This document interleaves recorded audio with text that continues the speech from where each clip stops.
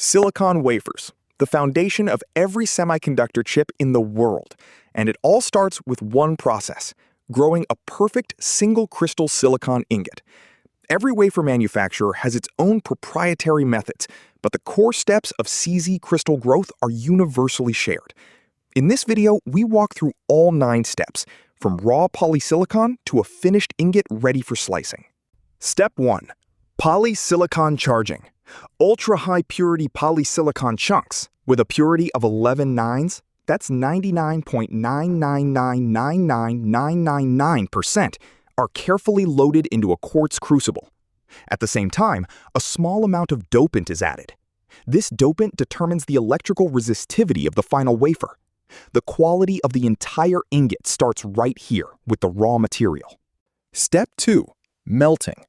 Heaters surrounding the crucible raise the temperature above 1420 degrees Celsius, hotter than most volcanic lava, to completely melt the solid polysilicon.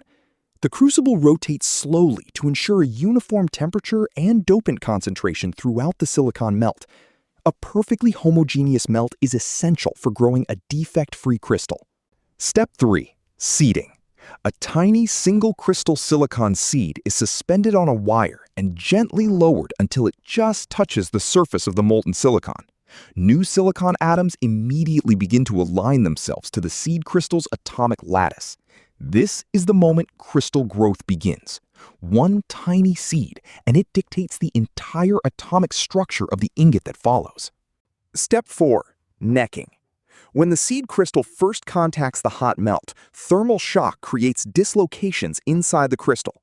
To eliminate these defects, the seed is pulled upward rapidly, forming a very thin neck, just 3 to 4 millimeters in diameter.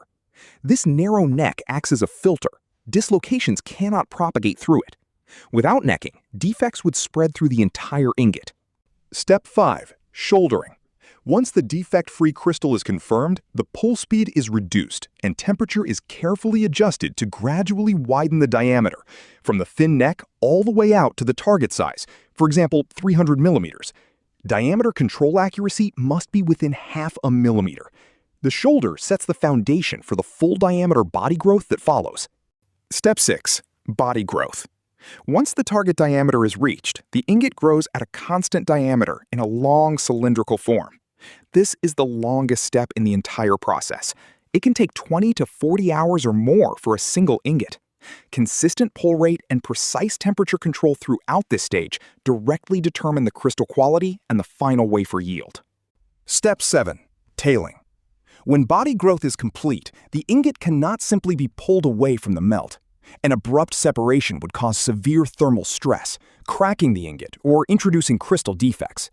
Instead, the diameter is gradually reduced to form a pointed tail shape before final separation. A controlled tail-off protects the entire ingot from being scrapped at the very last moment. Step 8.